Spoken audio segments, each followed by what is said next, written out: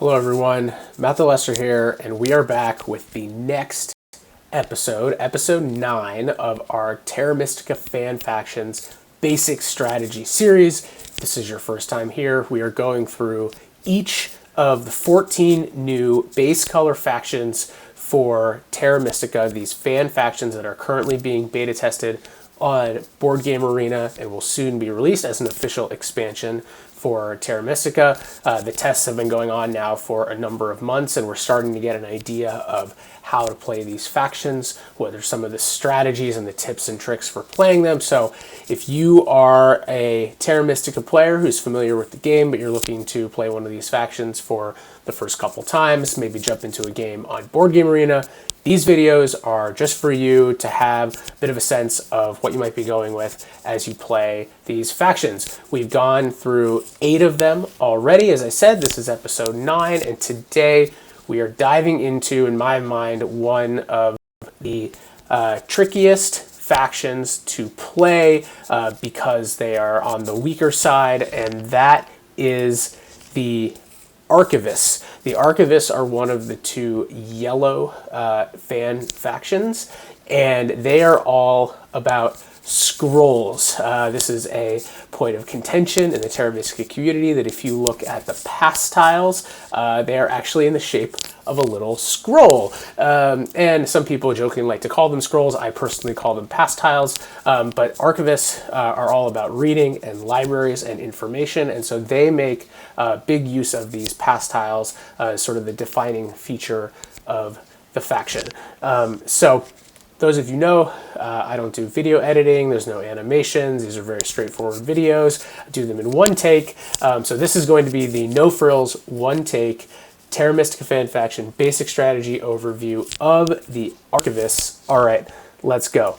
So as always, let's start with the Archivist board, and for the most part, this is a pretty straightforward board. So if we look at the production and the building costs, everything is pretty normal, except that the Archivists have a hole in their dwelling production on their 4th dwelling, and instead that worker production has been moved to their base income, so they have 2 base worker income.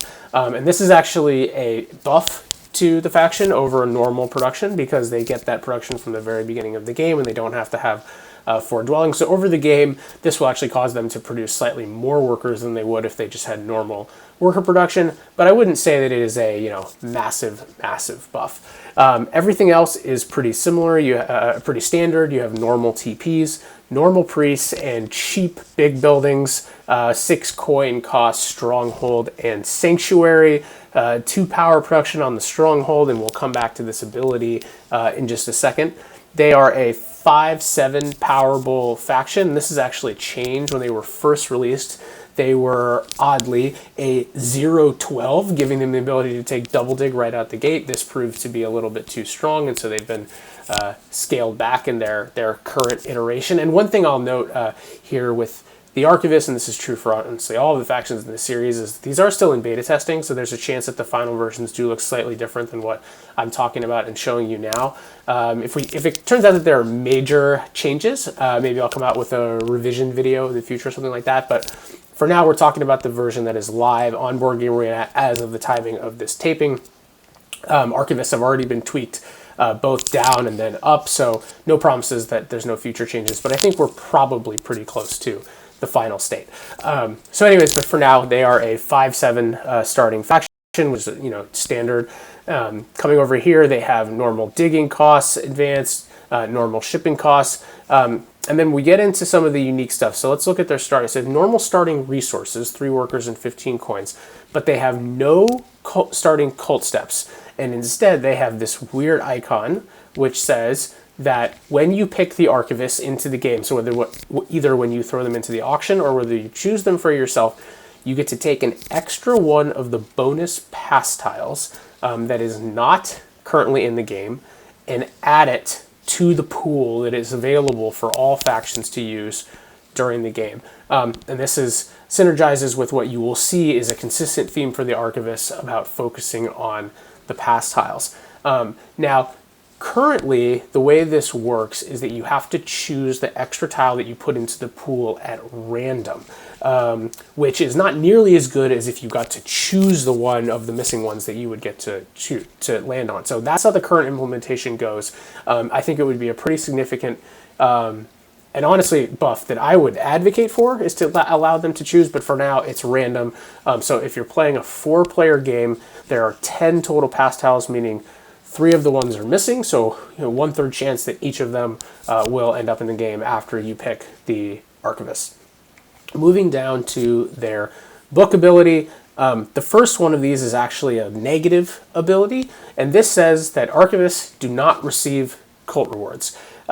I'll be frank that this is one of the most baffling decisions in all of the Terra Mystica fan factions. I don't understand why the Archivists need this restriction. I guess it is somewhat thematic that people who are very bookish librarians, like to read, are not going to be cult religion temples focused. But from an actual gameplay perspective, I really don't like this personally. It restricts the way that they play. They are not incentivized to go on the cults. They can't receive these cult rewards, which is a pretty significant nerf. But that is what we're dealing with right now with this version of the Archivists. And so, the cultists, that's what they can't do. They can't receive any cult rewards. The other one is more in line with their faction thesis overall, which is that every time that they pick up a pass tile that has a coin or more than one coin on it, they get 2 power for every coin that is on that tile. So say at the beginning of round 3, you pick up a tile and it hasn't been taken yet, which means there's going to be 2 of those bonus little coins sitting on it. You get the coins and you also get 4 power. So this gives the Archivists great incentive to take the pass tiles that have not been taken in the previous round, so that they can get this extra power.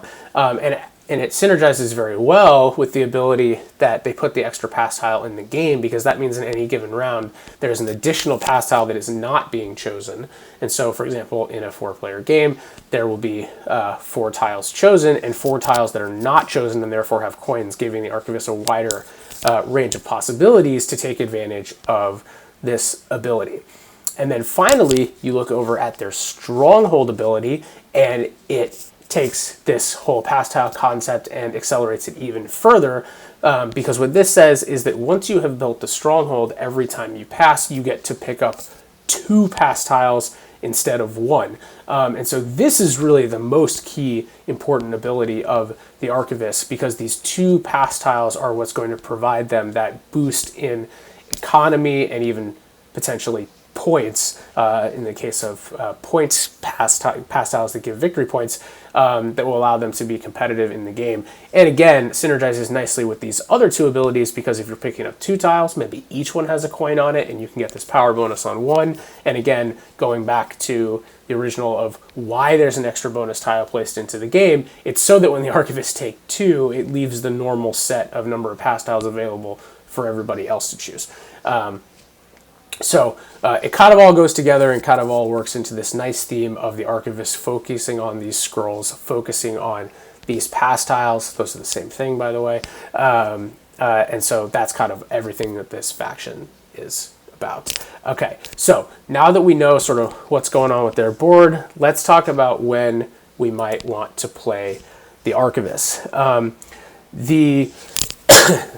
We'll get into this in a little bit, but the thing that the Archivists lack the most is spades. And so maybe, in my opinion, the single most important bonus tile that can be in the game for the Archivists is the spade bonus tile. Very, very helpful for them, especially in the early game. Especially if you are doing a pick factions game, I think Archivists are probably more likely to be chosen on the later side of things, which means you actually get the increased chance of actually getting this bonus pass tile. So anyways, a very good pass tile. Beyond that, the other tiles that they want to see in the game, and remember, in a 4-player game with the Archivists, 8 of the 10 pass tiles are going to be in the game. And so honestly, in all likelihood, like most of these things are going to be there. But you want the scoring tiles is really the things that you want with the Archivists, because the biggest challenge for the Archivists after Spades is just scoring and getting points in general. Because if you remember from their board, there's no inherent extra scoring, nothing on that board that generates points. So they need to find lots of other ways to do that. And so the ship scoring tile, it's very nice because this goes back to the no cult ability thing, and also really why I've got the cult coins and the priests over here. So they can't get cult rewards, which means they don't have very much incentive, especially early in the game, to send priests to cults. So instead, they want to take those priests and use them to advance shipping and maybe even advance digging. And so those early ship advances can go very well if the ship scoring tile is in the game. And then finally, the big building tile, for a similar reason, they want to always build their stronghold in the first couple of rounds because it's so important to getting that economy going, getting those extra bonus tiles, so critical to being successful with the Archivist. So having this big building tile in the game and the ability to score that early and often is very, very good for them. As far as factions, other factions in the game go, pretty simple here. Nothing more than your basic, the color wheel always matters. On base map, we've covered this before. Blue and yellow have a very nice synergy, particularly in the West. And so just like any other yellow faction, if you're playing the Archivist, it's very nice to see blue in the game and you guys can leech off each other and have a very nice coexistence over there on the western side of the map. Conversely, brown, not so good, particularly with Archivists, is that brown always likes to almost always likes to start on E6, that central brown right in the middle of the map. That's a really nice hex for Archivists to get, but if brown's in the game, they're probably going to start there and you're not going to be able to get it as Archivists. Whereas Archivists, if there's no brown in the game, can often get that hex and then be able to form a town in the middle there, which is really nice for them. Archivists, again, need scoring, want towns. It's much harder to form a town off that middle space without that brown because it involves a bridge and then either a double or a triple dig. Much more expensive than just a nice single dig hex that is also going to get a lot of leech. So red, not nearly as bad. Obviously, still a color neighbor, not great for the Archivist, but not nearly as bad as brown. And then the main thing with Archivist when you're evaluating, in my opinion, the setup is going to be the round tiles. And they, in general, are pretty flexible. They can do a lot of different setups, but what you're looking for is high scoring. So what you really don't want to see with Archivists is like back-to-back TP rounds, back-to-back dwelling rounds, stronghold, big building rounds, temple rounds in round 6. You want things where because the Archivist can have quite a good economy with these extra bonus tiles, you want to be able to turn that economy into points with nice high scoring tiles. So things like towns in the last couple rounds of the game, TPs and dwellings in the last couple rounds in the game. Archivists can often advance their digging, so actually work quite well in a round 4 spade game. Conversely, in the early game, they're going to want to build up a little bit. They always want to get that stronghold out, so you really ideally want to see that in round 1. Worst case scenario, you see it in round 2. I would not go any longer than round 2 as the Archivist without building a stronghold. And in fact, most games, we'll talk about in the openings, I would want to build it in round 1, and then having that temple event in round 2 or 3, because Archivists also do want Earth 1. They need that scoring. So having that quickly following temple event that you can get that up before you put too many dwellings out, and also just before other people take it, is also really good for the Archivists. So lots of different combinations of tracks that can work, but they should all follow a similar theme of get a couple bigger buildings out early and then use that economy to roll through a nice progression that you're going to be able to score consistently across the track. The whole game is what you're going to need to be able to be competitive with the Archivists. Some of the flip side of that on the bad is like you just don't want tiles in places where you can't take effective scoring of them.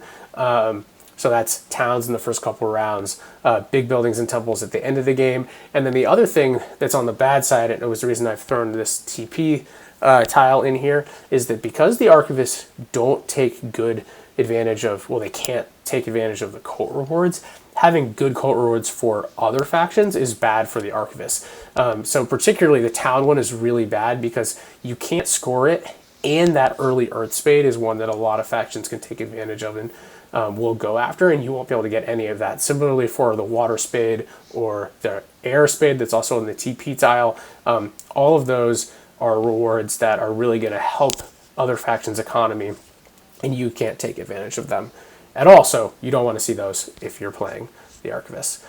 Okay, so now we know when to play them. Let's talk a little bit about the map. So pretty standard yellow base map stuff here. F3 has the star as the central hex that you're almost always going to want to start on, just because you're going to get leech. It's going to be next to people. We already talked about the relationship with brown on E6. If brown is there, not great, but at least you get some leech. And if they aren't there, then often being able to try to get an early spade and grab that hex can be really good. You can build a stronghold sanctuary dwelling town in the middle here, or even a sanctuary and 2 dwellings. Either way, this central stretch, maybe you can even get up to D4, is really nice for the Archivists if you can grab it. As far as the other starting hex that you will choose, I think that this is similar to what I said for the Genie, but it's going to be dependent on who your neighbors are, who your opponents are, and where they place. If you've got blue in the game, which is the ideal, they most likely will start on D2. In that case, you should always start on D3, take your nice synergy over here in the west, and be happy with it. If you don't have blue, that's when you're probably going to be looking at some of these other spots. If you've got gray on E7, then maybe E8 is interesting if you want to get in the way of brown and black because you think the rest of the game is going to, if you've got like brown, black, gray, or brown, black, green as your factions, and there's going to be a lot of action on this eastern continent, sometimes G4 can be nice just to pick up some leech and disrupt folks. If you think there's like a black faction that's going to be trying to connect through the north and you want to disrupt that, sometimes B4 can be nice. So it just kind of depends on where other people start and how disruptive you want to be. But again, I would really only consider these 3 if blue isn't in the game. If blue is in the game, just go for D3. That's going to be the best scenario because this is also a nice town spot and also gives you access to this northern stretch B2 up through A7, which can also be a nice spot for yellow to town on this map.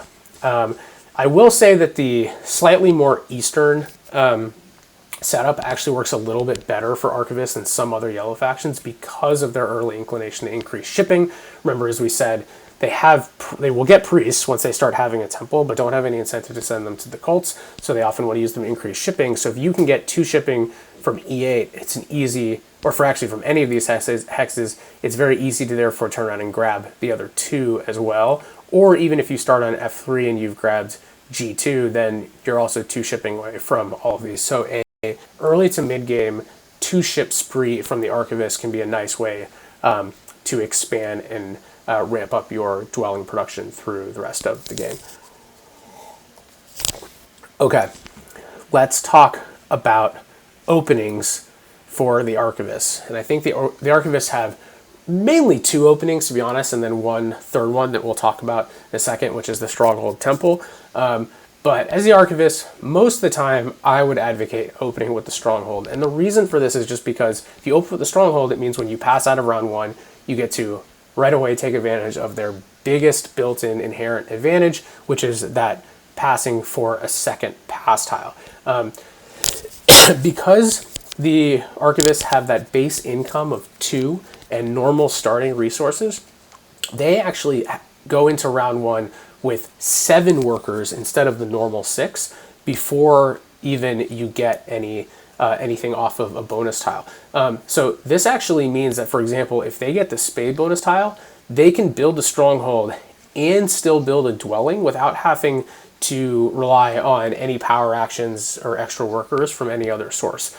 So this is particularly nice. Or if they get the big building bonus tile or worker power, for example, they can take double dig, they can take single dig, they could use the bonus tile plus a worker's action plus a single spade or something like that to try to get out the stronghold and as many dwellings as possible, and then just pass and take advantage of the stronghold action. It's also totally okay as the Archivist. Say you get the big building tile and you don't get a spade, it's totally fine to just build your stronghold, pass for 2 tiles, and if you're passing early, you're probably going to be taking multiple tiles that have a leftover coin on them, and you're going to get that power bonus from their book ability, and then you'll be in great position to take double dig into round 2. The thing with the Archivists is that in the first couple rounds, you do need to expand, and you need spades, so you really want to get a double dig in round 1 or round 2.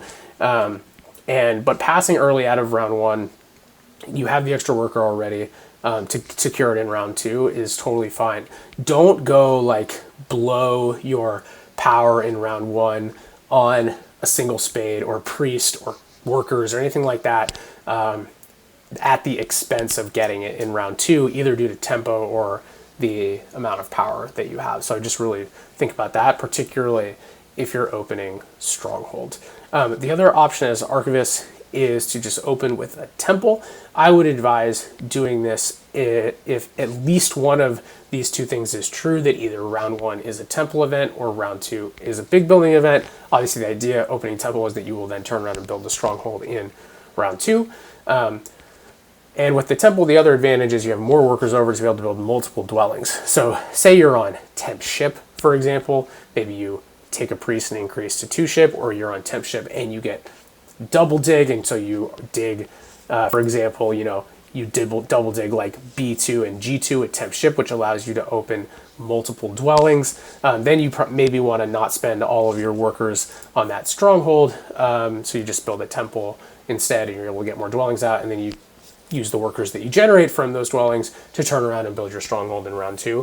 Foregoing that stronghold to pass tile ability for a round is totally fine if you're getting something strong like double dig in exchange. But again, I wouldn't go too many rounds without building that stronghold and taking that ability. But the temple is totally fine. Also, if you're going round 1 temple, I think there is a pretty healthy debate about whether or not you take Earth 1 or a economic favor tile. I think you can still go ahead and take an economic favor tile, as is my normal inclination in round 1, but just know that Archivists do need to find points badly. And so if you don't take Earth 1, you probably need to think about, am I building my sanctuary pretty soon, or am I going to build a second temple, try to build a second temple in addition to the stronghold within the next couple of rounds, because you do really need to get that scoring up as Archivist as quickly as possible. The final opening option for the Archivist, which they can pull off maybe more easily than almost any other faction besides someone like the Swarmlings, is the what seems very sexy stronghold plus temple opening. The reason it's easier for them to do this is for most factions to open stronghold temple, they have to get the big building bonus tile and the workers action, or they have to get like worker power and workers action and do a 3 power to worker conversion. But because the Archivists have that extra worker, they have more readily available ways to do this. They can either take the big building bonus tile and then just do a single 3 power to worker conversion, or they can do it with worker power plus the workers action. Either way, that will give them enough workers. They will need to find a couple extra coins, but usually that's pretty doable. They will be able to do this. I would advocate doing this, obviously, if you're going to score some of those buildings, particularly like if it's TP scoring, then you're going to hit both TPs, one when you go to the stronghold, one when you go to the temple, which is a nice little bonus.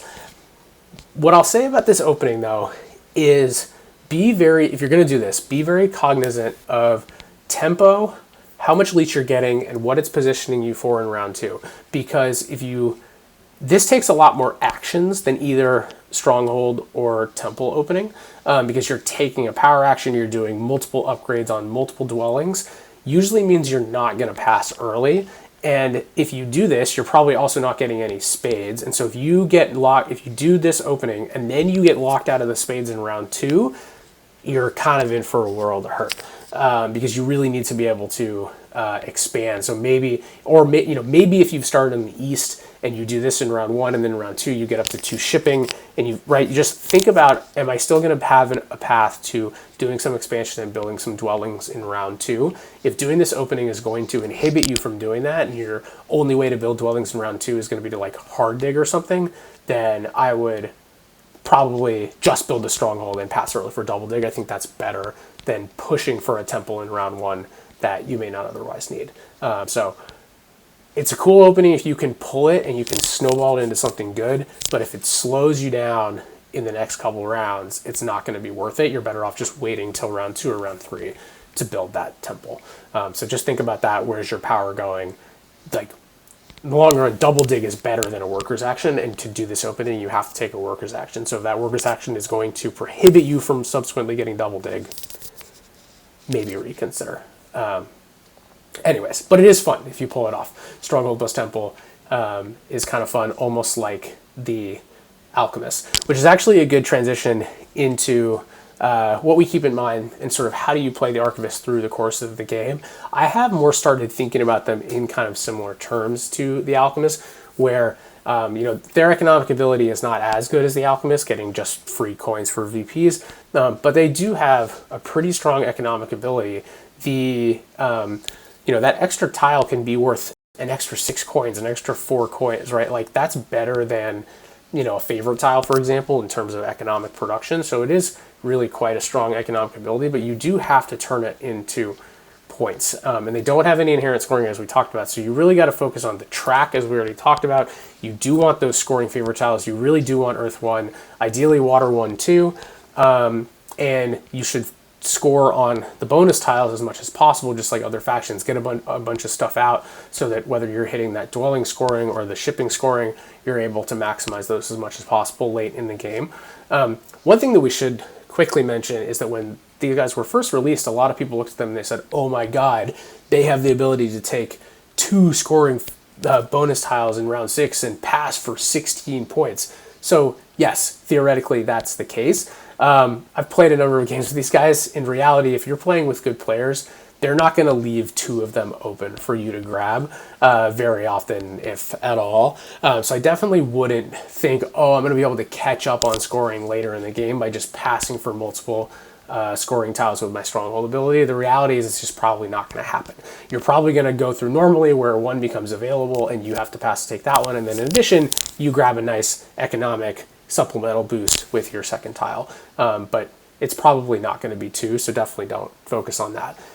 We also already mentioned the priests are really good for early dig and ship advances, which are also nice sources of points. By the way, Archivists, I would, in a lot of games, they do have that extra bonus worker income. If they can get some dwellings out early, would recommend looking into some digging lines, especially because, they do need spades. You probably want 3 towns as the Archivists. And finally, the book ability, again, we talked about in round 1, but really throughout the game, don't be afraid to pass early, grab those tiles that have coins in them to give yourself some power so you can take the coins action, so you can take double dig. It's a pretty valid strategy as Archivists to have like some very long rounds where you take advantage of everything, and then a short round or 2 where you're passing for a nice power action.